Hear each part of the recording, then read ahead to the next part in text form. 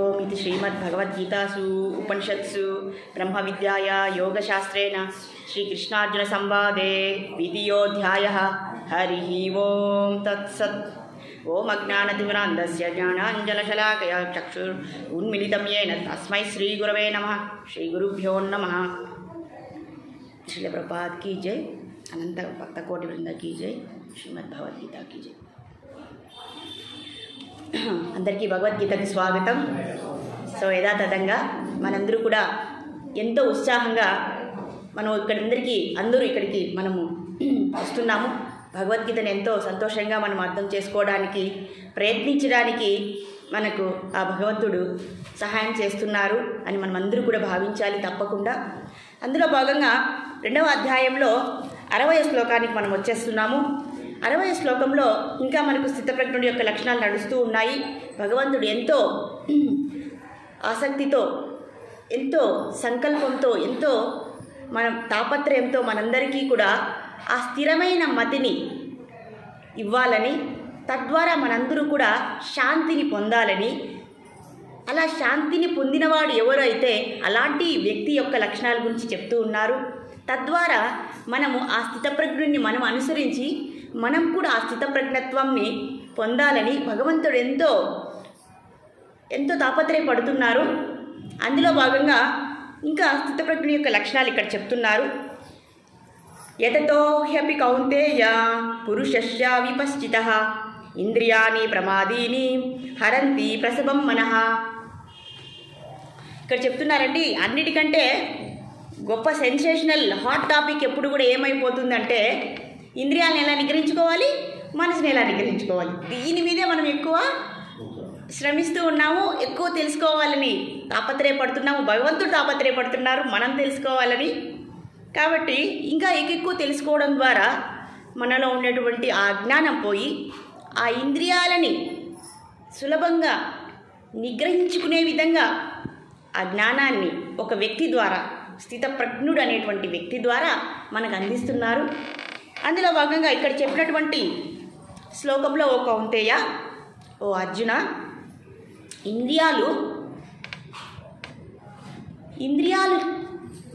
చాలా శక్తివంతమైనవి. ఏమంటున్నారు? ఎంత శక్తివంతమైనవి అంటే మహత్శక్తివంతమైనవి. చాలా కష్టం వాటిని నిగ్రహించుకోవడం. ఎప్పుడైతే వాటిని నిగ్రహించుకోవాలి, వాటిని నియంత్రణ చేయాలి, వాటిని అదుపులో పెట్టుకోవాలి, వాటిని మన దారిలోకి తీసుకొచ్చుకోవాలి అనే ఆత్మావలోకంని మనం ఎప్పుడైతే చేస్తామో, అవునా కదండి, ఎప్పుడైతే చేస్తామో అప్పుడు ఇంద్రియాలు ఏం చేస్తాయి? ఒక బాల్ని మనం కిందకు వేస్తే ఏమవుతుంది? ఆ బాలు పైకి వెళ్తుంది. అలా మన ఇంద్రియాలని కూడా ఎప్పుడైతే మనం కొంచెం అదుపులోకి పెట్టుకోవాలని ప్రయత్నిస్తామో అవేం చేస్తాయి? వాటి శక్తిని చూపిస్తాయి. అవునా కదండి, వాటి శక్తిని, వాటి యొక్క పరాక్రమాన్ని చూపిస్తాయి అవి. మరి మన పరాక్రమం ఏందో వాటికి తెలియడం లేదు. అవునా కదండి, ఇప్పుడు మనం వేరు చేసేస్తున్నాము. అవునా కదా, మనకి 3 శరీరాలు ఉన్నాయి. ఇప్పుడు 3వ శరీరాన్ని కూడా కలిపేసాము. ఇంతవరకు మనము సూక్ష్మ శరీరము, స్థూల శరీరము అని తెలుసుకున్నాము. ఇప్పుడు ఇంకా కొన్ని ముందుగా వెళ్తే ఆత్మను కూడా ఒక శరీరంగా తీసేసుకున్నాము. సో ఆత్మ అనేది ఈ రెండింటికంటే కూడా భిన్నంగా ఉన్నది. అది మేడి పండు తెలుసు కదండి మనందరికీ. మేడి పండు చూడు మేలిమై ఉండు, పొట్ట విప్పి చూడు పురుగులుండు. మరి దీన్ని అనుసంధానం చేద్దామా ఈ ఉదాహరణతో? ఇప్పుడు ఈ ఇంద్రియాలు, ఫస్ట్ ఈ శరీరం మనం చూస్తే ఎలా ఉంటుంది? మనం చూడడానికి మన స్థూల శరీరం ఎలా ఉంటుంది? చాలా చక్కగా అందంగా మన అవయవ నిర్మాణం అన్నీ కూడా ఈ చర్మం సహాయంతో మన లోపల ఉండేదే ఎలా ఉంటుంది? భయంకరంగా ఉండేటువంటి రూపాన్ని కప్పుతూ ఈ చర్మం అనేది కప్పిబడి ఉంటుంది. మరి ఆ చర్మాన్ని ఒకవేళ తొలగించామనుకోండి, ఇదే శరీరమే, చర్మాన్ని ఒకవేళ తీసామనుకోండి పక్కన, మనం చూడగలమా? మనం మరి మన అందం ఏమైపోయింది? మరి ఇప్పుడు మేడి పండుని మనము దాన్ని ఓపెన్ చేస్తే, దాన్ని విప్పి చూస్తే ఏమనిపిస్తుంది మనకి? దాని యొక్క లోపల రూపం ఎలా ఉంది? అంతర్రూపం ఎలా ఉంది? మనం పోల్చవచ్చా దీన్ని? లోపల ఎలా ఉంది? బయటికి బాగానే ఉంది, అబ్బా ఎంత బాగుంది పండు, దీన్ని ఆరగించేద్దాం అనుకుంటాం. మరి ఎప్పుడైతే దాన్ని మనము ఓపెన్ చేస్తే ఏమనిపిస్తుంది?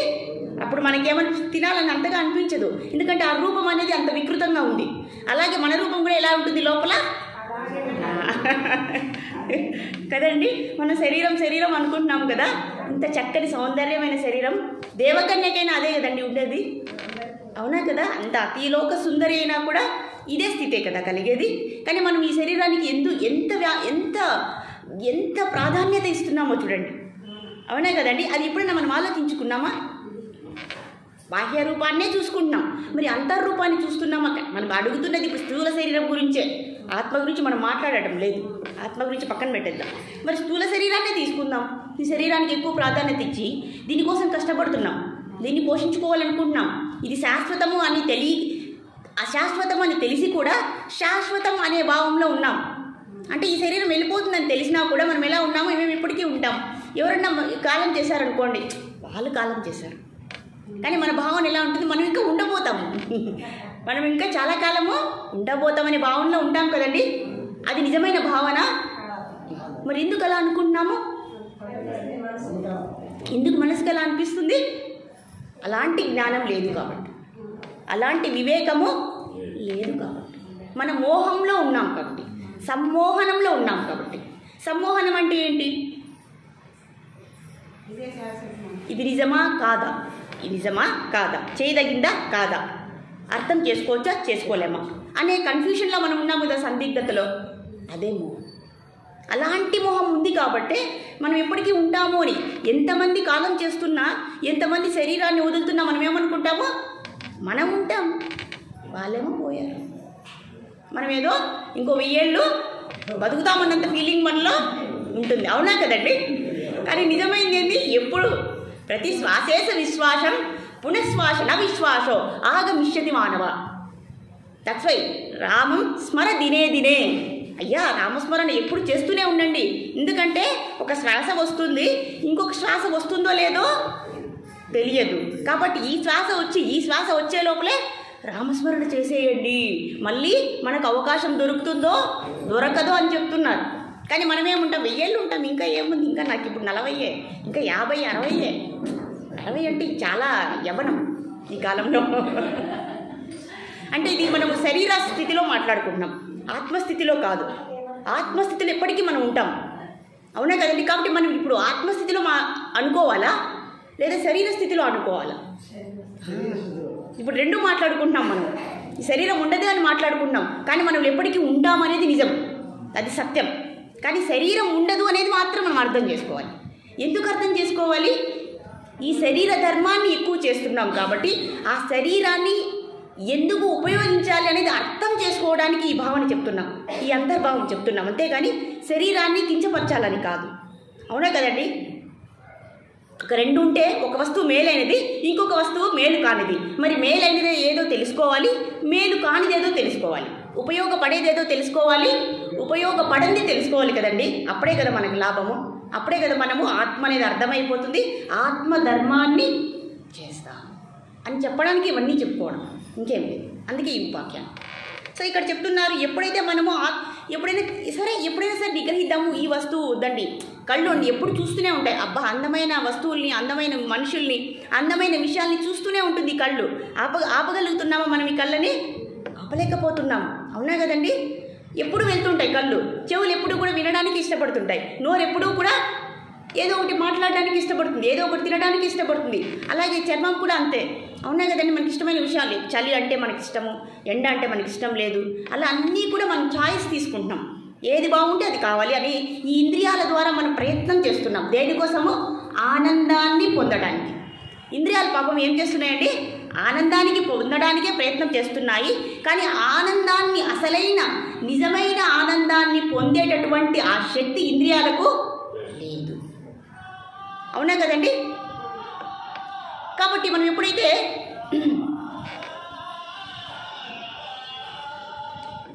ఆత్మావలోకనం లేదా ఆత్మచింతన చేస్తామో అప్పుడు ఇంద్రియాలను నిగ్రహించామనుకోండి, అవి ఏం చేస్తాయి? మనకు వ్యతిరేకంగా పనిచేస్తాయి, అవునా కదండి? అవి చూడొద్దు అంటే ఇంకా ఎక్కువ చూస్తాం, తినద్దు ఈరోజు అంటే ఇంకా ఎక్కువ తింటాం. ఇప్పుడు షుగర్ పేషెంట్సే అనుకోండి, ఇది తినకూడదండి అంటే దాని మీద ఎక్కువ మమకారం పెరిగిపోతుంది, అదే తినాలనిపిస్తుంది. మరి షుగర్ రానప్పుడు తీపే తినం అసలు, అవునా కదండి?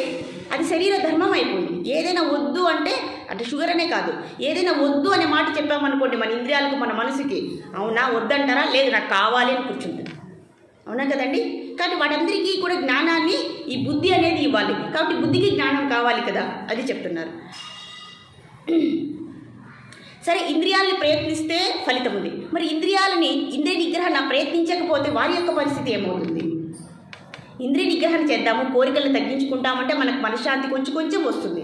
మరి ఇంద్రియాలు నిగ్రహించేదే వద్దు, కళ్ళు ఎట్లా పోతే మనం అట్లా వెళ్ళిపోదాం, ఏం పడితే అది తినేద్దాం, ఏది పడితే అది చేసేద్దాం అని ఇంద్రియాలు చెప్పినట్లు మనం విన్నామనుకోండి, ఇంకా ఎక్కువ దుఃఖంలోనికి వెళ్ళిపోతాము అని ఇక్కడ చెప్తున్నారు. మరి ప్రతి జీవిలో కూడా హరే కృష్ణ, ఆత్మ అనాత్మ మధ్య యుద్ధం జరుగుతుంది. ఇప్పుడు చెప్పేస్తున్నాం కాన్సెప్ట్స్, ఆ పదాలు మనం ఉపయోగిస్తున్నాము. మనకి ఎప్పుడు కూడా ఒక సంగ్రామం, ఒక యుద్ధం జరుగుతూ ఉంటుందట. అదేదో మనం ఇప్పుడు విడివిడిగా చూసేస్తున్నాము. ఆత్మ అంటే ఏంటి మొత్తం అవగాహన వచ్చేయాలి, అనాత్మ అంటే ఏంటి మొత్తం అవగాహన వచ్చేయాలి. మనకి వచ్చిందా? కొద్దిగా మనకి వచ్చిందండి. ఆత్మ రాలేదా? కొద్దిగానే వచ్చిందా? ఓకే, పుట్టపర్తి మందిరం వరకున్నా వచ్చిందా కనీసం? సరే, ఆత్మ అంటే అర్థమైంది కదండి. ఆత్మ అంటే ఏమి? మూడే గుణాలు ఉంటాయి, సత్తు ఉంటుంది, చిత్తు ఉంటుంది, ఆనందం ఉంటుంది. మరి అనాత్మ అంటే ఆత్మ తప్ప మిగిలినవన్నీ కూడా అనాత్మే మనం చెప్పుకున్నాం. ఆత్మ అనేది కనిపించినటువంటి ప్రకాశమైనటువంటి భావం, వస్తువు. మరి ఈ శరీర వస్తువులు, బయట కనిపించే దృశ్య విషయాలు అన్నీ కూడా, వస్తువులు, మనుషులు అన్నీ కూడా, ఈ ప్రకృతి అన్నీ కూడా అనాత్మనే. అర్థం చేసుకోవాలండి, అర్థం చేసుకోవాలి. ఎందుకంటే మళ్ళీ మనం ముందరికి వెళ్ళిపోతాము. మళ్ళీ ముందరికి వెళ్ళిపోయే కొద్దీ మనం మళ్ళీ వెనక్కి రాలేము, అవునా కదా? కాబట్టి మనకి ఇప్పటికీ ఆత్మ అంటే ఏది అర్థమైపోవాలి, అనాత్మ అంటే ఏంటి అర్థమైపోవాలి. ఆత్మ అంటే ఎటువంటి కోరికలు లేనిది, ఆత్మలోనే ఆనందం ఉంటుంది. ఆత్మ అనేది ఆనందం కోసం ప్రయత్నించదు.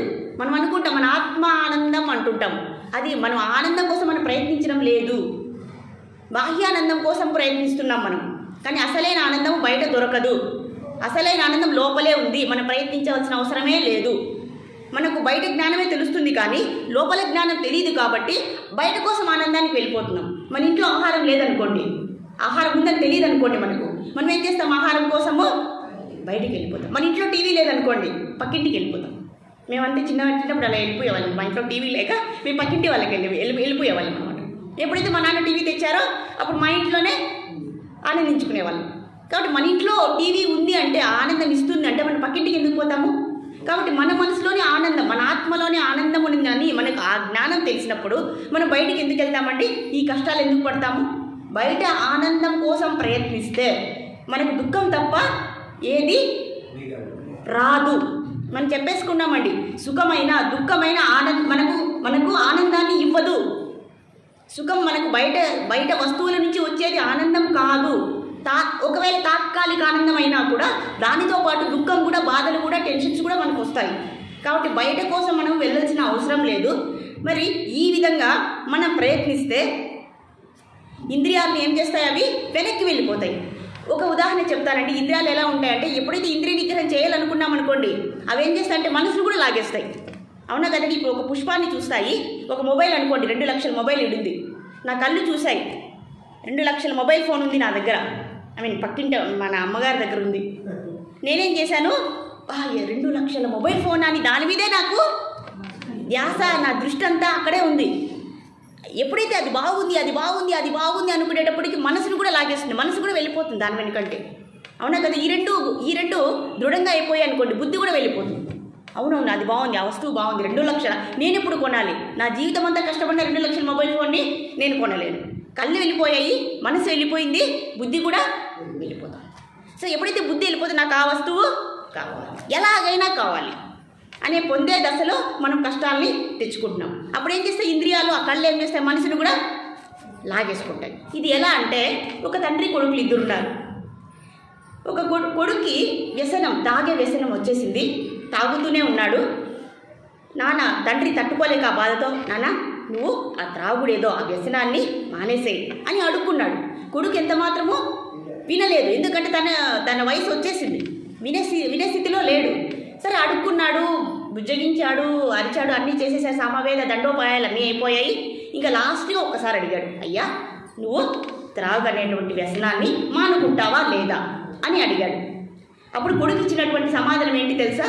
సరే 6 నెలలు మీరు కూడా నాతో పాటు తాగండి, 6 నెలల తర్వాత మీరు వద్దంటే నేను మానేస్తాను అని ఒప్పందం పెట్టుకున్నారు. ఇద్దరు కూడా, తండ్రి కొడుకులు ఇద్దరు కూడా మంచి జోడీగా, మంచి ఇంట్లోనే వైన్ క్లబ్ అయిపోయింది.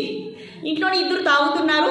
తాగిన తర్వాత 6 నెలలు ఇలానే జరిగింది. 6 నెలల తర్వాత ఆ ఒక్కరోజు ఇంకా కొడుకు వచ్చి అడిగాడు, నాన్న ఇక మానేద్దామా అని అడిగాడు. అప్పుడు తండ్రి ఏమన్నాడు తెలుసా? నువ్వు మానేస్తే మాని, నేను మాత్రము. అప్పుడు ఇద్దరు ఏమన్నది ఇంకా హ్యాపీ కదండి కొడుక్కి. ఇంకేముంది, మనం కంటిన్యూ చేసి జీవితాంతము కూడా ఈ ఇంద్రియ భోగాన్ని మనము కొనసాగించవచ్చు. ఇప్పుడు చూడండి, ఇంద్రియాలు ఏం చేశాయండి? ఇంద్రియాలు పుత్రుడు అనుకుంటే, మనసు తండ్రి అనుకుంటే, ఇంద్రియాలు ఏం చేశాయి? ఇప్పుడు ఏమైందండి? ఇలా తాగుతూ తాగుతూ పోతే ఏమవుతుంది? ఇంట్లో ధనమంతా అయిపోతుంది, ఆ తర్వాత కష్టాలు వస్తాయి. మరి కష్టం వచ్చిందండి, అదే తండ్రి చెప్పిన మాట కొడుకు వినింటే, ఇద్దరు ఆపేస్తే వాళ్ళకి ఏమైనా నష్టం వస్తుందా, దుఃఖం వస్తుందా? రాదు. కాబట్టి వినాశనానికి దారి తీసింది కదండి. అలా ప్రతి ఇంద్రియాన్ని, ప్రతి వస్తువుని, ప్రతి విషయాన్ని మనం అలా ఆలోచించాలి అని చెప్తున్నారు. కాబట్టి దీనికి ఆ ఉదాహరణ ఇస్తున్నారు. మరి ఈ ఇంద్రియాలు ఎలాంటి వారినైనా, సాధారణమైనటువంటి వ్యక్తులనే కాదు, ఒక్కొక్కసారి యోగులను కూడా అవి కిందకి పడివేస్తాయి అని చెప్పడానికి, అంటే అంత అంత అంత శక్తివంతమైనవి అని చెప్పడానికి, ఎలాంటి యోగి కూడా, సాధన చేసేటటువంటి యోగి కూడా ఈ ఇంద్రియాల వల్ల కిందకి పడిపోయేటటువంటి ఉదాహరణలు మనకు ఉన్నాయి. అదే శ్రీమద్ భాగవతంలో చెప్తున్నారు. శ్రీమద్ భాగవతంలో సౌబరి ముని గురించి చెప్తున్నారు. సౌబరి ముని 9వ స్కందం 6వ అధ్యాయం 50వ శ్లోకంలో. సో అది సౌబరి గ్రంథం అనేది ఒకటి ఉంది. సౌబరి సంహిత అనేటువంటి ఒక గ్రంథం ఉంది. సౌబరి ముని అంటే ఆయన సామాన్యమైనటువంటి యోగ సాధన లేదు, ఆయన చాలా గొప్పవాడు, చాలా గొప్ప మహర్షి, ఋషి, మంచి సాధన ఉంది ఆయన దగ్గరికి. ఎంత సాధన అంటే ఇది ఋగ్వేదంలో కూడా ఆయన గురించి ఇచ్చారు, వేదాలలో గురించి ఆయన గురించి చెప్తున్నారంటే ఆయన ఎంత గొప్పవాడండి, ఎంత ప్రాతస్మరణీయుడు, అంత యోగ్యత కలవాడు, ఎంత యోగ సిద్ధి కలవాడు. అలాంటి వాడు కూడా ఇంద్రియ భోగాన్ని ఒక్కసారి పరీక్షించిన, వీక్షించిన ఆయన కూడా కిందికి పడిపోయేటటువంటి అవకాశాలు ఉన్నాయి అని శ్రీమద్ భాగవతం మనకు చెప్తుంది. సౌబరి ముని గురించి సౌబరి సంహితలో తీసుకున్నారు ఈ వృత్తాంతాన్ని. ఆయన ఎంత యోగసిద్ధిని చేశాడంటే, ఆయన మొత్తం శరీరం అంతా ఎలా తయారైందంటే, నీళ్ళలో, ఆయన యమునా నదిలో లోపలి నీటి అడుగుకు వెళ్ళిపోయి ఆయన తపస్సు చేసేవాడు. మనం చేయగలమండి? ఒకసారి నదిలో మునిగి ముక్కు మూసుకుంటే ఎంతసేపు ఉంటాం మనము? ఆయన ఎన్ని గంటలైనా, ఎన్ని రోజులైనా, ఎన్ని నెలలు, సంవత్సరాలు కూడా నీటిలోనే మునిగి సాధన చేసేవాడు. అలాంటి యోగి ఎప్పుడైతే ఆయన నీటిలో మునిగి సాధన చేస్తున్నాడో, ఒక్కొక్కసారి యోగులు కళ్ళు తెరుస్తారు. అప్పుడు చూసినప్పుడు, కళ్ళు తెరిచి చూసినప్పుడు అప్పుడు ఏమైందంటే, ఒక 2 చేపలు సంయోగం చేయడం చూశాడు. ఇక్కడ చేపలే అండి, ఎవరో మరి పెద్దవాళ్ళు కూడా కాదు. ఎప్పుడైతే ఆ దృశ్యాన్ని చూశాడో మళ్ళీ కళ్ళు మూసుకున్నాడు. కళ్ళు మూసుకుంటే ఈసారి భగవంతుడు కనపడలేదు, ఆ 2 చేపలు కనపడుతుంది. చూడండి, అంత యోగి కూడా మనం భయపడాల్సిన అవసరం లేదు ఇందులో కూడా. కానీ ఈ ఉదాహరణ తీసుకోవాలి కదండి మనం దృఢంగా అవ్వడానికి. ఇలాంటి వాడికి కూడా కళ్ళు మూసుకుంటే ఎవరు కనపడ్డారు? ఆ 2 చేపలు కనపడ్డారు. ఆయన ఇంద్రియాలన్నీ కూడా చలించిపోయాయి. ఇంకా ఆయన ఏకాగ్రత చేయలేకపోయాడు ధ్యానంలో. ఇంకా నా వల్ల కుదరట్లేదు అని ఆ యమునా నదిలో నుంచి బయటికి వచ్చేసాడు. బయటికి వచ్చేసి, నాకు కూడా ఇలాంటి తీవ్రమైన కోరిక ప్రాప్తించింది, ఈ కోరికని ఇంకా తీర్చకపోతే ఈ మనసు మాట వినదు, సరే అని ఆలోచించాడు. ఆలోచిస్తుండగా ఆయన కనిపించింది, నేను వివాహం చేసుకున్నాను. వివాహం చేసుకుంటే ఈ తాపత్రయం, ఈ తాపం అనేది తగ్గిపోతుంది, ఎవరిని పెళ్ళాడాలా అని చూశాడు. ఆయన యొక్క వయసు ఏంటి తెలుసా అండి? ఆయన ఎంత ముసలివాడంటే, చిరిగిన బట్టలు, మొత్తం మాసిపోయింది శరీరం అంతా, జుట్టంతా ఎలా ఉంటుందండి అలా అయిపోయింది. ఒక్క రూపాయి కూడా ఆయన దగ్గర లేదు సంపాదన. మరి ఎవరిస్తారండి ఆయన పిల్లని? ఎవరిస్తారు ఆయనకి? కానీ ఆ వయసులో ఆయనకి పెళ్లి చేసుకోవాలనేటువంటి కోరిక. ఎందుకు పెళ్లి చేసుకుంటారండి? మామూలుగా వివాహం ఎందుకు చేసుకుంటారో ఒక ఉద్దేశం అనేది, ఒక లక్ష్యం అనేది ఉంటుంది కదా. అంటే సుఖాల కోసమే పెళ్లి చేసుకోరు కదా.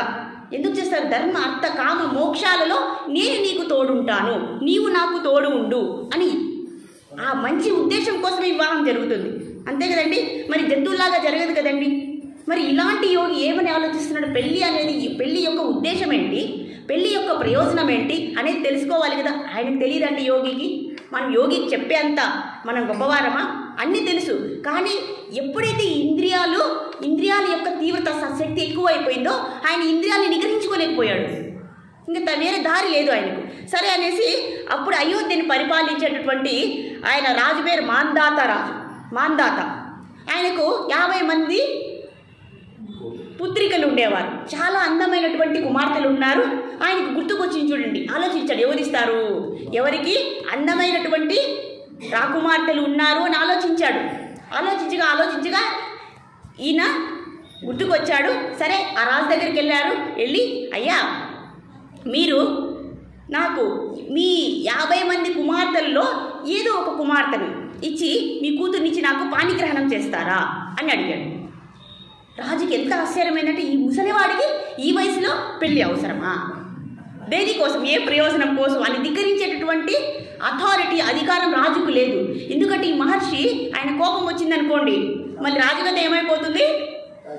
రాజు చూడండి ఎంత సహనం, ఎంత వివేకవంతుడు.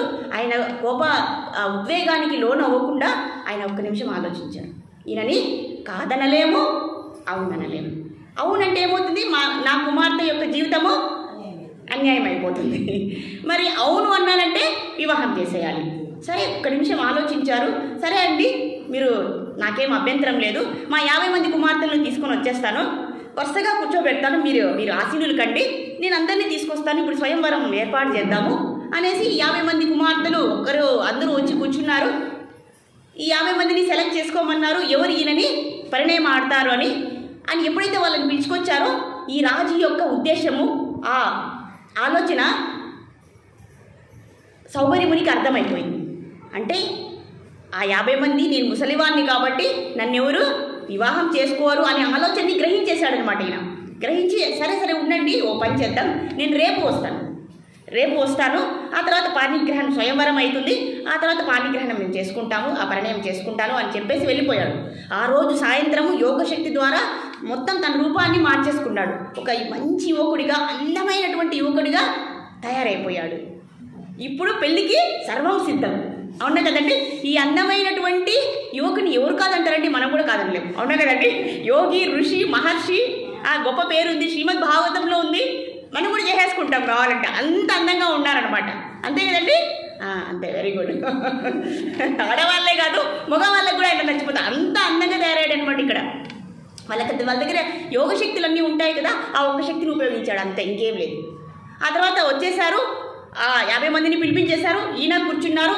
ఈ 50 మంది ఏం చేశారు? అమ్మ అందరికీ ఇచ్చారు, మీరు ఎవరు కావాలని ఆయన సెలెక్ట్ చేసుకోండి అంటే 50 మంది వచ్చేసి ఆయనకి పూలమాల వేసేస్తారు. ఒక్కరిని చేసుకోమంటే 50 మంది కూడా ఆయన్ని నాకు కావాలి అని ఆయన్ని స్వయంవరం చేసేసుకున్నారు. ఇక రాజు పరిస్థితి ఏమండి? ఏం చేద్దాం? అమ్మగారు ఏం చేద్దాం? ఇంకా రాజు ఏం చేసేది లేక ఆయనకి ఇంకో బాధ అయిపోయింది. మరి 50 మంది ఒకేసారి వీళ్ళు ఏమవుతారు? ఒకరికొకరు మరి వీళ్ళు భర్త కోసం ఒకరికొకరు కొట్లాడుకుంటారేమో అని చింత వచ్చేసింది. ఎప్పుడైతే ఆయనకి చింత వచ్చేసిందో ఆయన దిగులు పడ్డాడు. వెంటనే ఆ భావాన్ని కూడా గ్రహించేశాడు అనమాట సౌభరిముని. సరే మీరు దిగులు పడకండి, నేను 50 మంది యువకులుగా మారిపోతాను, 50 మందిగా ఎక్స్పాండ్ అయిపోతాను, అన్ని రూపాలు తీసేసుకుంటాను. 50 మంది సౌభరిమునులు ఉన్నారు. ఇప్పుడు ఎంతమంది ఉన్నారు? Very good. అందరూ ఒకేలాగా ఉన్నారు, అందరూ అందంగా ఉన్నారండి, ఏం సందేహం లేదు ఇందులో. మరి 50 భవనాలను కట్టించాడు. ఒక్కొక్కరిని, ఒక్కొక్క యువరాన్ని ఒక్కొక్క భవనంలో పెట్టి అందరితో ఒక్కొక్క యువరానితో ఉన్నారు. ఇలా ఎన్ని ఏళ్ళు గడిచిందంటే కొన్ని వేల సంవత్సరాలు జరిగింది ఇలా. ఆ తర్వాత ఏమైంది? ఒక్కొక్క రాజకుమార్తెకి ఎంతమంది సంతానం అంటే అంతమంది సంతానం కంటూ పోతున్నాడు. అక్కడ ఏమంటే ఫ్యామిలీ ప్లానింగ్ ఏం లేదు. ఏమంటారు దాన్ని? ఏమంటారు? కుటుంబం నేనే చెప్పుకోవాలి, అది కూడా తెలుగు నేనే, ఇంగ్లీషు నేనే. మీకేం సంబంధం లేదు అంతే. కుటుంబ నియంత్రణ నాకు ఒక్కసారి తెలిగిపోతుంది, అదే నా బాధ. సో కుటుంబ నియంత్రణ అనేది లేదు ఆ కాలంలో. ఎంతమందినైనా కనేయచ్చు అనమాట, సరేనా? ఇలా కానీ ఆ పిల్లలకు కూడా పిల్లలు పుట్టేశారు. అంటే మన వాళ్ళు కూడా వచ్చేసారు. ఎవరికి? సౌబరి మునికి. ఇలా ఎలా తయారైంది? ఒక పెద్ద ఊర్లాగా తయారైపోయింది వాళ్ళ సంతానమే.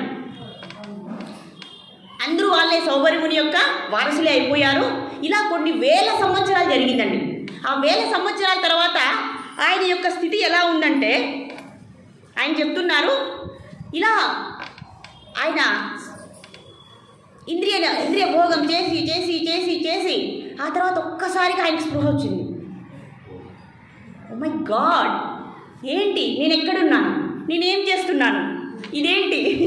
ఇంతమంది భార్యలు ఉన్నారు, వాళ్ళని వదిలిపోతే నన్ను తన్నేస్తారు, వాళ్ళని వదిలి నేను యోగ సాధనకు వెళ్ళలేను, అందరూ వచ్చేస్తారు, నన్ను చేయనీరు, నా సాధన పోయింది, నా తపస్సు పోయింది, నా యోగశక్తి దేనికి ఉపయోగించారండి? యోగశక్తి దేన్ని ఉపయోగించారు? ఇంద్రియ భోగానికి ఉపయోగించారు. దేనివల్ల? ఒక 2 చేపల దృశ్యాన్ని చూడడం వల్ల.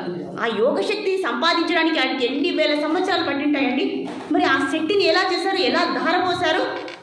బూడిదలో పోసినటువంటి అంతే, అలానే అయిపోయింది.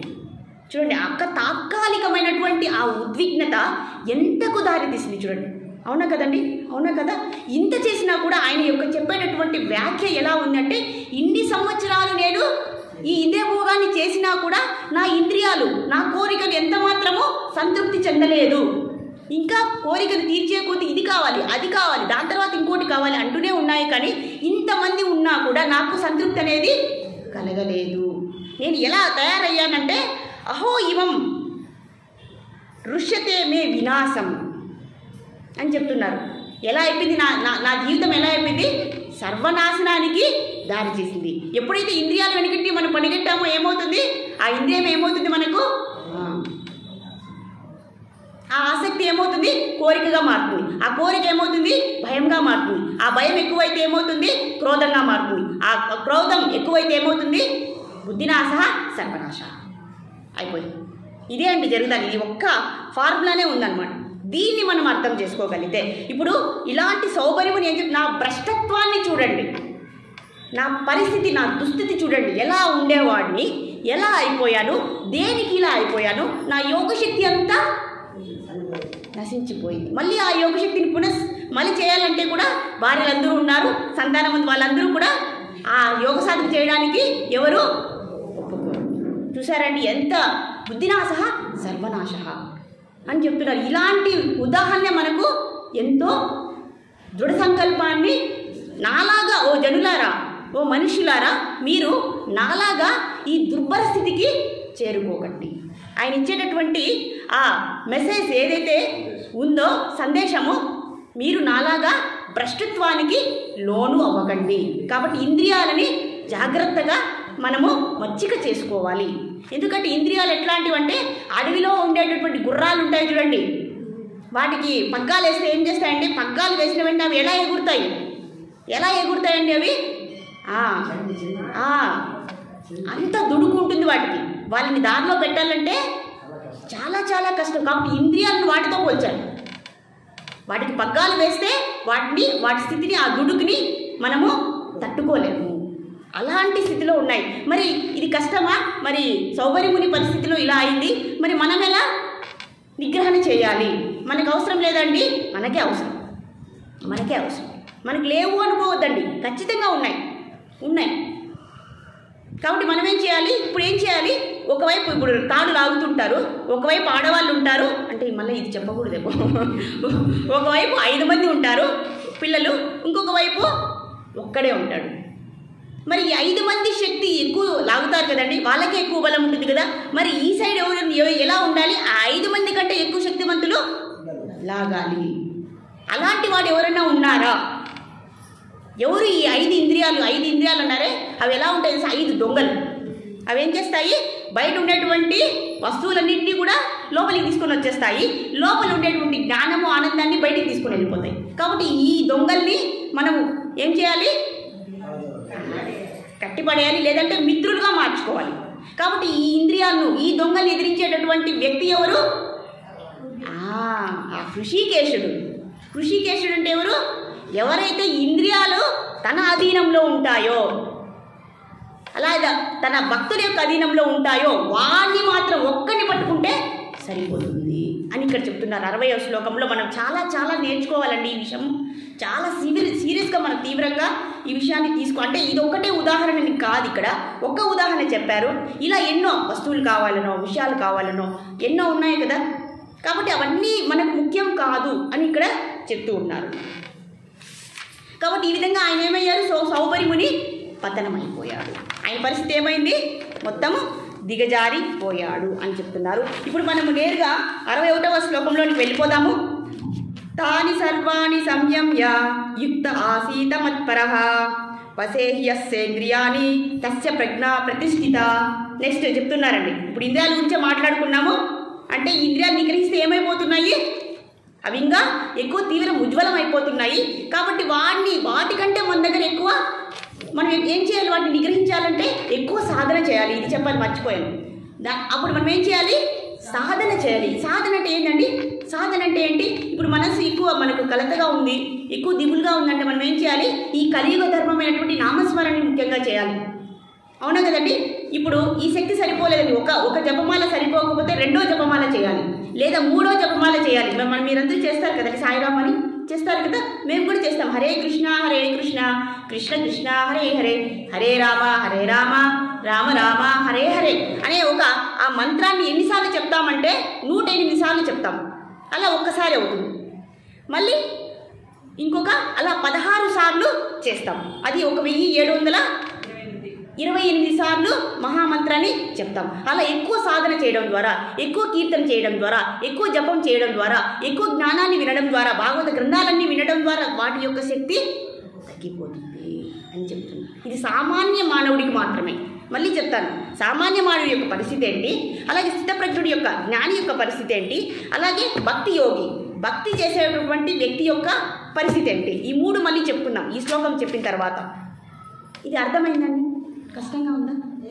కష్టంగా ఉందా? ఓ అయిపోయిందా? ఇదే అండి నా బాధ. టైం అయిపోతుంటుంది, ఏమీ అర్థం కాదు నాకు. So how long should I take? 5 minutes? Okay, ఈ శ్లోకం చెప్పేద్దాం.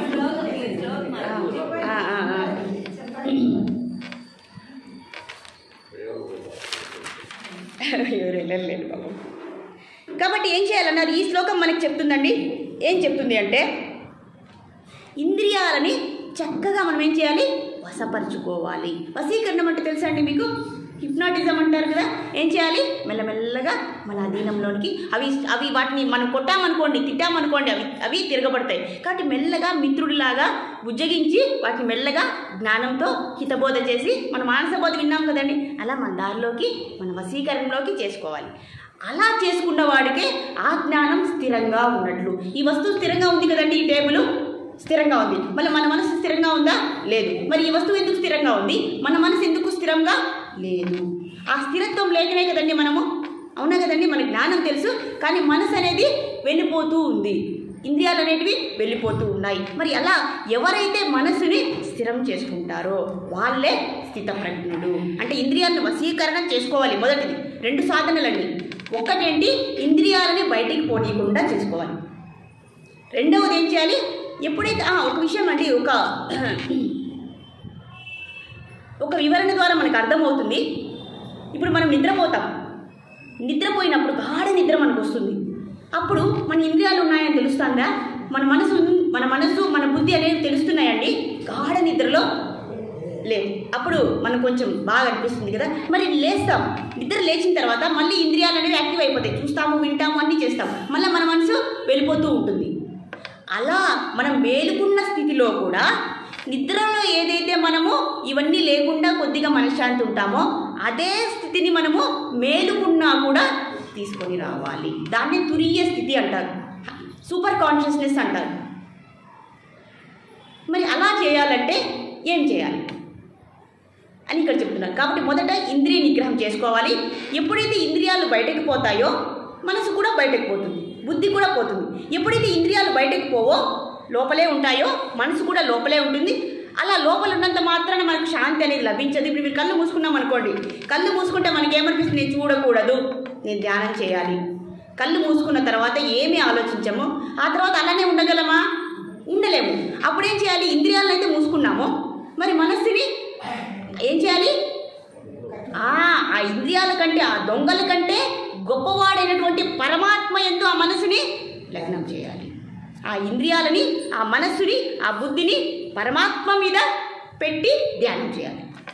లేదా మీరు ఏం చేస్తారో చేయండి, అప్పుడు అన్నీ దారిలోకి వచ్చినట్లేనా? వశీకరణ అంటే ఇది చాలా కష్టమైంది, కానీ మనము సాధన చేస్తే కూడా ఒకరోజు 30 సెకండ్లు, ఒకరోజు 1 నిమిషము, ఒకరోజు 2 నిమిషాలు, క్రమక్రమంగా మెల్లమెల్లగా పెంచుకోవాలి. ఒకేసారి ఈ ప్రాసెస్ని చేయలేము. ఎనివే మనకు జ్ఞానం తెలుసు, కానీ మెల్లమెల్లగా దాన్ని సాధన చేసుకోవాలి. కాబట్టి ఆ దొంగల కంటే బలవంతుడైనటువంటి ఆ భగవంతుని మీద మనము ధ్యానం చేయాలి. కాబట్టి ఇంద్రియాలని బయటికి పోనీయకుండా చేయాలి, ఒకటి సాధన. రెండవ సాధనగా ఆ ఇంద్రియాలు మనసుని భగవంతుని మీద, పరమాత్మ మీద లగ్నం చేయాలి అని ఈ శ్లోకంలో చెప్తున్నారు. ఇక్కడ ఇంకో విధంగా చెప్తున్నారు. అదేంటంటే ఇంద్రియాలని దృశ్య వస్తువు మీద పోనివ్వకూడదు. దృశ్య అంటే మనకు కనిపించేటటువంటి ప్రతి వస్తువు కూడా దృశ్య వస్తువే, విషయమే, భౌతిక వస్తువే. కాబట్టి దృశ్య వస్తువు మీద పోకుండా దృక్స్వరూపం మీద వెళ్ళాలి. మొదటిదైతే దృశ్య వస్తువు మీద మన ఇంద్రియాలు, కళ్ళు, ముక్కు, చెవి పోకూడదు. పోకుండా ఎక్కడ పెట్టాలి? దృక్స్వరూపం మీద.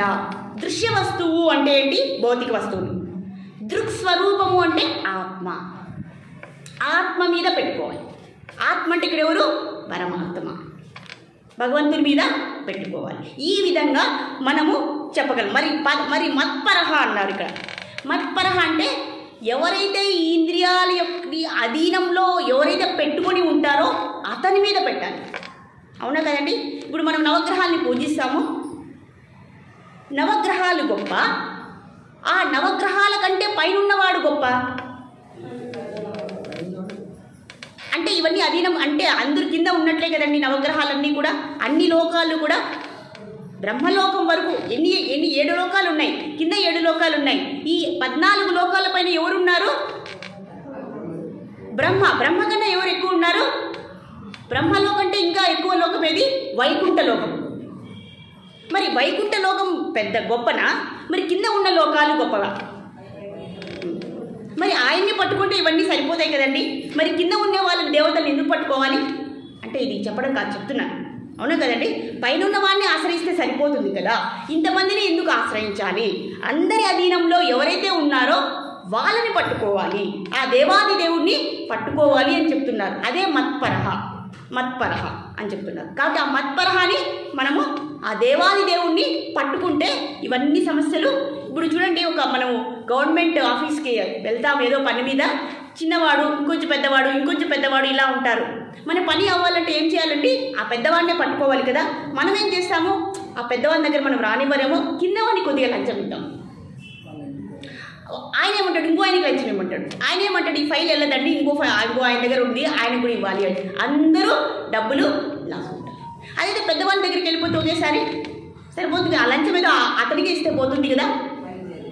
ఇది తెలియదు, ఇది జ్ఞానం అని చెప్తున్నారు. సరే, మరి ఆ మత్పరహాన్ని పట్టుకుంటే ఈ పని అన్నీ కూడా మనకు అయిపోతుంది. మరి ఇలా ఇంద్రియాలని సాధారణమైన వాడు ఇంద్రియాలకు లోబడిపోతాడు. మరి స్థితప్రజ్ఞుడు ఎవరైతే జ్ఞాని ఉన్నాడో ఇంద్రియాలను నిగ్రహించి ఆ తర్వాత బ్రహ్మప్రాప్తిని, ఆనందాన్ని పొందుతాడు. మరి భక్తుడు ఏం చేస్తాడో మనకు ఇంకొక ఉదాహరణ ఉంది, అది చెప్పేద్దాం, ఈ రోజుకి అయిపోతుంది. ఇంకొక ఉదాహరణ ఎవరు అంటే అంబరీష్ మహారాజు. ఈయన కూడా శ్రీమద్ భాగవతంలో వచ్చారు. అంబరీష్ మహారాజు గురించి తెలుసుకోవాలంటే మనం ఎంతో ఎంతో ఎంతో ఎంతో ఎంతో పుణ్యం చేసి ఉండాలి, ఎంతో ఎంతో ఎంతో ఎంతో సుకృతి చేసి ఉండాలి, ఎంతో అదృష్టం ఉండాలి ఆయన చెప్పడానికి కానీ, ఆయన గురించి వినడానికి కానీ. ఇంతకంటే మొత్తం భక్తుడనేవాడు ఎవ్వరూ లేరు. ఎందుకంటే ఆ దేవాది దేవుడికి అతి ప్రీతికరమైనటువంటి స్వచ్ఛమైన భక్తుడు ఎవరున్నా అంటే అది అందరూ చెప్పాలి ఒక్కసారిగా, అంబరీష్ మహారాజ్కి జై. ఆయన ఎంత గొప్ప మహారాజ్ అంటే మనకి 7 ఖండాలు ఉన్నాయి కదండి. ఆ మొదట ప్రపంచమంతా 7 ఖండాలని కూడా ఏలినటువంటి గొప్ప మహారాజు. ఆయన కూడా కురువంశంలో వచ్చిన వాడే అనమాట. కురువంశ శ్రేష్ఠ అంటే మనం అర్జునుడు అంటాం. ఆయన కూడా కురువంశంలో వచ్చినంత గొప్ప మహారాజు, 7 ఖండాల్ని పరిపాలించి ప్రపంచాన్నే పరిపాలించేటటువంటి గొప్ప చక్రవర్తి. ఆయనకి ఎంత సంపద ఉంటుందండి, ఎంత ధనం ఉంటుంది, ఎంతమంది సైనికులు ఉంటారు, ఎంత రాజ్యం ఉంటుంది, అతని యొక్క పరిస్థితి ఏంటి, ఆయన ఇంద్రియాన్ని ఎలా చేయగలిగాడు అనేది ఈ వృత్తాంతం, ఈ శ్లోకం మనకు వివరిస్తుంది. ఆయనకి ఎన్ని భోగాలున్నా, ఎన్ని సంపదలున్నా, ఏమున్నా కూడా ఆయన వాటిని పట్టించుకోడు. ఈ మొత్తం విశ్వాన్ని, ఈ మొత్తం సంపదని, ధనాన్ని, అన్నిటిని, ఆభరణాలని, భార్య, పిల్లలు, బంధువులు, మిత్రులు, ఎవ్వరి మీద కూడా అనుబంధాన్ని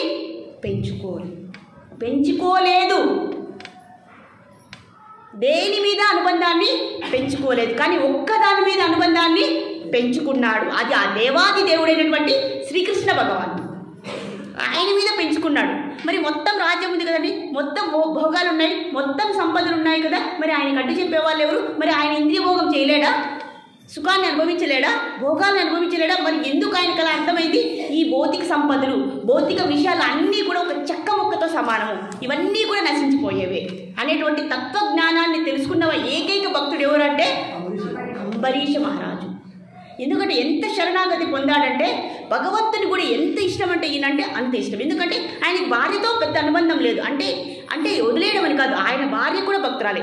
ఆయన రాజ్యంలో ఎలా ఉందంటే, భార్య, పిల్లలు, బంధువులు అందరూ కూడా భక్తి చేసేవారు, అందరి దగ్గర భక్తి చేయించేవారు.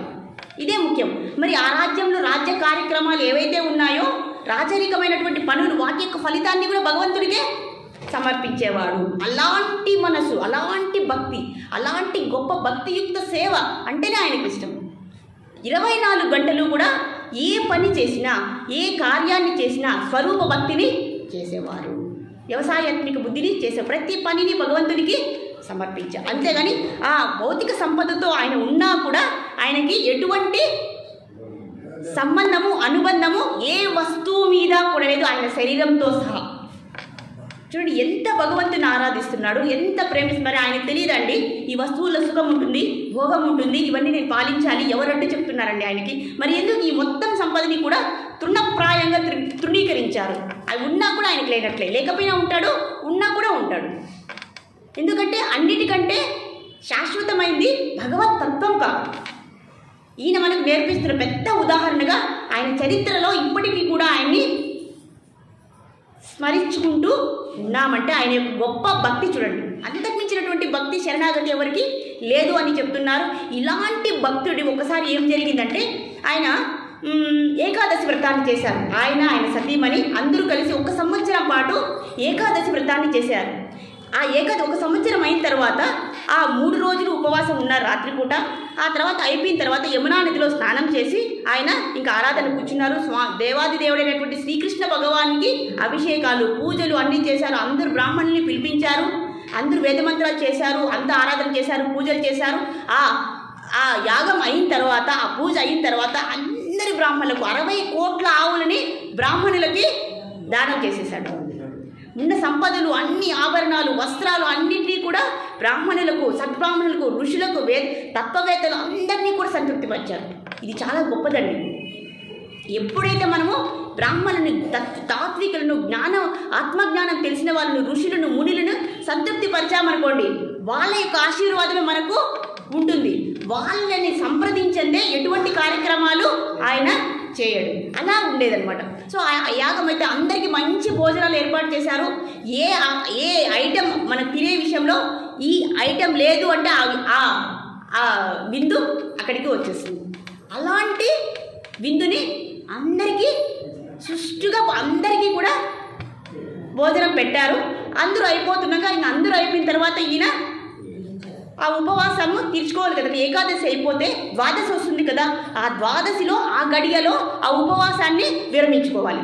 ఎప్పుడైతే ఇంకా నేను ఉపవాసాన్ని విరమించుకుందామో, అందరూ సంతుష్టులయ్యారు, అందరూ భోజనం చేశారు, అందరికీ అన్ని ఇచ్చేసాం కానుకలు.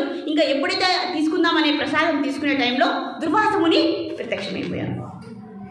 ఏ టైంలో వచ్చేసారు చూడండి, ఈయనని ఆహ్వానించకపోయినా ఆయనే వచ్చేసారు. వచ్చిన తర్వాత వస్తూనే ఈయన ఏం చేశారు, ఒక పెద్ద చక్రవర్తిగా నేను చక్రవర్తిని, మీరు ఆసీనులు కండి అనలేదు. ఆయన లేచి ఆయన్ని ఆసనం ఇచ్చి ఆయన పాదాల దగ్గర అంబరీష్ మహారాజు కూర్చున్నారు. ఆయనకి పరిచర్యలు చేశారు. ఆ తర్వాత మీరు కూడా భోజనం ప్రసాదాన్ని స్వీకరించండి స్వామి అని అడిగారు. ఆయన ఎంతో సంతోషంగా ఒప్పుకున్నారు. ఆ తర్వాత మనలాగా ఋషులు ఏం చేస్తారు, ఎప్పుడైనా సరే ప్రసాదం తీసుకోవాలంటే నదీ స్నానం చేస్తారు. సో దుర్వాస ముని యమునా నది దగ్గరికి వెళ్ళారు. ఆయనన్ని చేయాలి కదండి, కార్యక్రమాలన్నింటినీ అర్ఘ్యం సమర్పించాలి. అవన్నీ చేసి తిరిగి వచ్చేటప్పటికి ఈ ముహూర్తము దగ్గరికి వచ్చేసింది. ఈ ద్వాదశి ముహూర్తం దగ్గరికి వచ్చింది. ఒక్క ముహూర్తం మాత్రమే ఉంది, 48 నిమిషాలు మాత్రమే ఉంది. ఈ దుర్వాస ముని వచ్చే లోపల ఈ ఉపవాసం టైం అనేది అయిపోతుంది. ఎప్పుడైతే ఆ టైం అయిపోయింది అనుకోండి, ఆ ఉపవాసం మనము తీర్చుకోకపోతే ఆ వ్రతం కూడా అంత ఫలితం ఇవ్వదు. కాబట్టి ఇక్కడ భయపడిపోయారు. వెంటనే బ్రాహ్మణుని, జ్ఞానులని, ఆ రాజా తత్వవేత్తలందరినీ అడిగారు. అడిగితే వాళ్ళు ఏమన్నారంటే, సరే మీరు ఆయన వచ్చే లోపల ఇప్పుడు రాజు భోంచేయకూడదు, ఆయన వచ్చి భోంచేసి ఆయన అయిపోయిన తర్వాత రాజు ప్రసాదాన్ని తీసుకోవాలి, ఇది రూలు. ఆయన చెప్పేసి వెళ్ళిపోయారు కాబట్టి వెయిట్ చేయాలి, ఇక్కడ టైం అయిపోతుంది. సరే అనేసి బ్రాహ్మణులందరూ ఏం చెప్పారంటే, మీరు నీరు తీసుకునేయండి, తోయాన్ని తీసుకోండి. తోయం తీసుకుంటే ఎట్లా అంటే ఉపవాసం తీరినట్లు, ఉపవాసం తీరినట్లు ఆ సలహాని ఇచ్చారు. అంటే నీరు తీసుకుంటే ఉపవాసం అనేది కంప్లీట్ అయిపోతుంది, వ్రతం అనేది సంపూర్ణమైపోతుంది. మరి నీరు తీసుకున్నా అవుతుంది అంటే నీరు తీసుకుంటే అది లెక్క ఎట్లా అంటే ఉపవాసం తీరినట్లు, ఉపవాసం తీరినట్లు. ఇప్పుడు అర్థమైంది కదండి, ఉపవాసం తీరినట్లు, ఉపవాసం తీరినట్లు. కాబట్టి కొద్దిగా నీరుని తీసుకున్నారు. ఆయన ఉపవాసాన్ని ఆయన సంపూర్ణం చేశారు. ఇందులో దుర్వాస ముని వచ్చేశారు. ఏంటి, ఆయన యోగశక్తితో చూశారు, నువ్వు నేను భోంచేయకుండా నువ్వు భోంచేస్తావా, నువ్వు నీరు తాగుతావా, ఎంత అహంకారం, నువ్వు రాజు అనే చక్రవర్తినా, ఇంత అహంకారం నీకు, కాబట్టి నేను నీకు శాపాన్ని ఇచ్చేస్తున్నాను. దుర్వాస ముని గురించి మనందరికీ తెలిసిందే కదండి. సో శాపం ఇచ్చేస్తున్నారు. ఆయన జుట్టుని ఇలా లాగి ఆ జుట్టులో నుంచి ఆయన మంత్రశక్తితో ఒక పెద్ద అగ్ని జ్వాలతో వెలిగేటట్టు ఒక పెద్ద రాక్షసుని బయటకి తీసుకొని వచ్చేసారు. ఈ రాక్షసు ఏం చేస్తుంది, ఒక త్రిశూలాన్ని పట్టుకొని ముందుగా అంబరీష్ మహారాజ్ దగ్గరికి వెళ్ళిపోతుంది చంపడానికి. వెంటనే ఏమైంది, మీకు ఇంకో విషయం చెప్పాలండి. ఎప్పుడైతే ఈయన ఇలాంటి శుద్ధ భక్తిని చూపిస్తున్నారో విష్ణువుకి ఎంతో ఆనందం వేసి ఆయన సుదర్శన చక్రాన్ని ఇచ్చేశారు. ఎవరికి, అంబరీష్ మహారాజుకి. ఇది ముందు జరిగింది. సో ఎప్పుడైతే ఈ జ్వాల రాక్షసుడు దగ్గరికి వచ్చేస్తున్నాడో వెంటనే సుదర్శన చక్రం ఆయనలో నుంచి వచ్చేసింది. ఆ రాక్షసుని భస్మం చేసేసింది, బూడిద చేసేసింది. ఇంకా ఆ తర్వాత ఏమైంది, ఆ సుదర్శన చక్రము దుర్వాస ముని మీదకి వెళ్ళిపోయింది. ఇప్పుడు దుర్వాస ముని యొక్క శక్తి ఏమవుతుంది, ఇంకా పారిపోతున్నాడు ఆయన. ఇది నన్ను సంహరించేస్తుంది అని అర్థమైపోయింది. చూడండి, ఒక భక్తుడిని భగవంతుడు ఎలా రక్షిస్తున్నారో చూడండి. ఆయన భక్తికి మెచ్చి సుదర్శన చక్రాన్ని ఇచ్చాడంటే భగవంతుడే. ఆయన ఎంత శుద్ధ భక్తుడు, ఎంత గొప్ప భక్తుడు చూడండి, ఎంత స్వచ్ఛమైన నిర్మలమైన భక్తుడు. అది అండి, అన్నీ వదిలేసుకున్నామా ఇక్కడ. మరి భగవంతుడు ఏం ప్రసాదిస్తున్నారు మనకి, ఇక్కడ అన్నీ వదిలేయమంటున్నారు భగవంతుడు. అయ్యా నీకు ఇదొద్దు, నీకు అదొద్దు, నువ్వు చెట్టు కింద ఉండు, నువ్వు పుట్ట కింద ఉండు అని చెప్తున్నాడు. మరి ఇక్కడ ఏం చేస్తున్నాడు భగవంతుడు, అన్నీ ఇస్తున్నాడు. అవునా కదండి, ఇది గమనించాలి మనం, ఇది గమనించాలి మనం, అవునా కదా. సో వెంటనే సుదర్శన చక్రం ఆయన చంపడానికి వెళ్ళిపోయింది. ఇంకా ఈయన పరిగెడుతున్నారు, ఎక్కడికి పోవాలో గుహలోకి దాక్కున్నాడు. గుహలోకి కూడా వచ్చేసింది. ఇలా కాదని కైలాసం వెళ్ళిపోయాడు. శివుడు కూడా అయ్యా నేనేమీ చేయలేను అని చెప్పేశారు. ఇలా కాదని చెప్పేసి ఆయన చతుష్కుమారుల దగ్గరికి వెళ్ళారు. వాళ్ళు కూడా దండం పెట్టేశారు. ఇలా కాదని బ్రహ్మలోకానికి వెళ్ళిపోయారు. బ్రహ్మదేవుడిని అర్పించాడు, అయ్యా నా ప్రాణాన్ని కాపాడండి. బ్రహ్మదేవుడు ఏమన్నాడు, అయ్యా నేను కూడా ఆయన నాభి నుంచి వచ్చిన వాడినే, నేను ఆయన్ని ఎదిరించలేను, ఆయన దేవాది దేవుడు, నేను ఆయన పుత్రుడిని, నాకంత శక్తి లేదు, నువ్వు ఏం చేసుకుంటావో చేసుకోపో. ఇలా అన్ని లోకాలు తిరిగేశారు. స్వర్గలోకం అయిపోయింది, అన్ని లోకాలు అయిపోయింది. ఇంకా ఆయనకు అర్థమైపోయింది నన్ను ఈ సుదర్శన చక్రము సంహరించేస్తుంది అని. మరి వెంటనే ఏం చేశారు, శివుణ్ణి శక్తితో ఆయన వైకుంఠానికి వెళ్ళిపోయాడు. ఎప్పుడైతే వైకుంఠానికి వెళ్ళారో లక్ష్మీనారాయణులు అక్కడ ఉన్నారు. అప్పుడు విష్ణువు చెప్పిన మాటలు ఇవి ఏం చెప్పారంటే, అయ్యా నీవు నా మంచి శుద్ధ భక్తుడిని నువ్వు అపరాధం చేశావు, నేనేమీ చేయలేను. అసలు నా శుద్ధ భక్తుడు అంటే నువ్వేమనుకుంటున్నావు, నీలాగా అన్ని పెట్టుకొని శాపాలు ఇచ్చేటటువంటి తత్వం కాదు నాకు. ఇప్పుడు భక్తుల గురించి వివరిస్తున్నారండి. నా కోసం ఆయన తన భార్య, పిల్లలు, సంపద అన్నిటినీ పక్కన పెట్టేశాడు. ఎంతసేపు నన్నే మనసులో పెట్టుకున్నాడు. నాకు ఎలాంటి వారంటే ఇష్టం తెలుసా, నేనంటే అంత ఇష్టమైన వాళ్ళకు నాకు కూడా అలాంటి వాళ్ళే నాకు ఇష్టం. నేను వాళ్ళ హృదయంలో ఎలా ఉంటానో వాళ్ళు కూడా నా హృదయంలో ఉంటారు. వాళ్ళు ఎటువంటి భౌతిక ఐశ్వర్యాన్ని ఆశించరు, ఇంద్రియ భోగం చేయరు. నేను కూడా నా భక్తుడు లేని నేను కూడా నాకు ఎటువంటి ఐశ్వర్యము అవసరం లేదు. నేను వారిలో ఉంటాను, వారు నాలో ఉంటారు. ఇంకో విషయం చెప్పారండి దేవాది దేవుడు. ఏం చెప్పారు తెలుసా? నేను నా భక్తుల యొక్క నియంత్రణలో ఉంటాను. ఎవరైనా చెప్తారండి? ఇప్పుడు ఆయన స్వచ్ఛమైన భక్తుడు, ఆయన ఎలా చెప్తే అలా నేను వింటాను. ఎవరు చెప్తున్నారండి? ఇక్కడ అన్నీ మనకు భగవద్గీతలో చెప్పేశారండి. భగవంతుడు ఏమని చెప్పారు? అన్నీ వదిలేయి, ఇదొద్దు అదొద్దు ఇదొద్దు అంటే ఏంటి ఈయన ఇంత కఠినాత్ముడు, ఏది వద్దంటాడు అని అన్నాం కదా. మరి ఇక్కడ భగవంతుడు ఏం చేస్తున్నాడు? ఆయన కూడా ఐశ్వర్యాన్ని స్వీకరించట్లేదు, ఇంద్రియ భోగాన్ని ఆయన కూడా చేయట్లేదు. నా భక్తుడు ఎలా ఉన్నాడో నేను కూడా అలానే ఉంటాను. నా భక్తుల హృదయంలో నేను ఉంటాను, నాలో నా భక్తుడు ఉంటాడు. నేను నా భక్తులు చెప్పినట్లే నేను వింటాను. మన ఇంట్లో మన వాళ్ళే విన్నారండి మన మాట. మరి ఆ దేవాది దేవుడికి వినవలసిన అవసరం ఏంటి? ఈ శుద్ధ భక్తితో ఆయన్ని మనము కట్టేసుకోగలము అని దేవాది దేవుడే ఇక్కడ చెప్తున్నారు. కాబట్టి ఈ విధంగా ఎప్పుడైతే ఇప్పుడు మన విషయానికి వచ్చేద్దామో, ఇలా చేయడం వల్ల ఎప్పుడైతే భక్తియుక్త సేవ చేశారో అంబరీష్ మహారాజు కళ్ళు ఉంటే భగవంతుని తప్ప ఏమీ ఆయన చూడరు. ఆయన యొక్క తత్వం చెప్పేస్తున్నాము. భగవంతుని యొక్క దివ్య రూపాన్ని తప్ప ఎవరిని ఆయన చూడరు.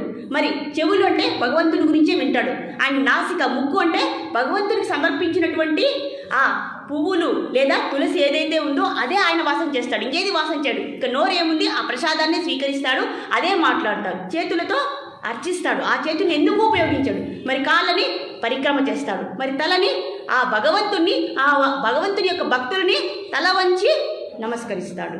ఎప్పుడు కూడా భగవంతుని యొక్క భక్తులకే మొత్తం శరీరాన్ని, ఇంద్రియాలని, మనస్సును, బుద్ధిని మొత్తం శరణాగతి పొందినటువంటి ఏకైక భక్తుడు ఎవరు? ఈ విషయంలో ఏమైపోయిందండి? కళ్ళు ఏం చేస్తున్నాయి? బయటికి పోకుండా భగవంతున్నే చూస్తున్నాయి, భౌతిక విషయాల్ని చూడట్లేదు. చెవులు భగవంతుని విషయాలనే వింటున్నాయి, వేరే విషయాలు వినడం లేదు. ఇలా అన్ని ఇంద్రియాలని భగవంతునికి సంబంధించినటువంటి శుద్ధ భక్తియుక్త సేవనే చేస్తున్నాయి. ఈ తతంగా ఎప్పుడైతే మనం భగవంతుని చూస్తామో ఎంత ఆనందం వస్తుందండి. ఆ ఆనందంలో, ఆ ఆత్మానందంలో ఈ భౌతికానందాన్ని పక్కన పెట్టేశారు. కాబట్టి సామాన్యుడికి, స్థితప్రజ్ఞుడికి, భక్తియుక్త సేవ చేసేటటువంటి ఒక భక్తి యోగికి ఇదే తేడా. కాబట్టి మనం చేయవలసింది ఏంటి? జ్ఞానయోగం కాదు, అష్టాంగ యోగం కాదు, మనం చేయాల్సింది భక్తి యోగం చేయాలి. మొత్తం శరీరాన్ని, ఇంద్రియాలని, వస్తువులు అన్నింటినీ కూడా దేనికి ఉపయోగించాలి? భక్తియుక్త సేవలను ఉపయోగించాలి. అప్పుడు ఆటోమేటిక్గా ఇంద్రియాలని నిగ్రహించవలసినటువంటి ఆ కష్టం మనకు అవసరం. అదే ఇంతకుముందు మనకు ఉండేటువంటి కోరికలన్నీ మనకు తెలియకుండానే వెళ్ళిపోయింది. ఎందుకంటే ఆ దివ్యమైనటువంటి ఆ దేవాది దేవుడి యొక్క భక్తిలోనే మన ఇంద్రియ భోగం ఆ శక్తి అంతా వెళ్ళిపోయింది. భౌతిక వస్తువులతో మనకు పనే లేదు. ఈ విధంగా ఇంద్రియాలని నిగ్రహించవచ్చు అని అంబరీష్ మహారాజు మనకి ఎంతో సోదాహరణగా వివరణగా వివరిస్తున్నారు. ఈయనని మనము ఆ జన్మాంతము కూడా అంబరీష్ మహారాజు యొక్క శుద్ధ భక్తిని మనము గుర్తుకు పెట్టుకోవాలి.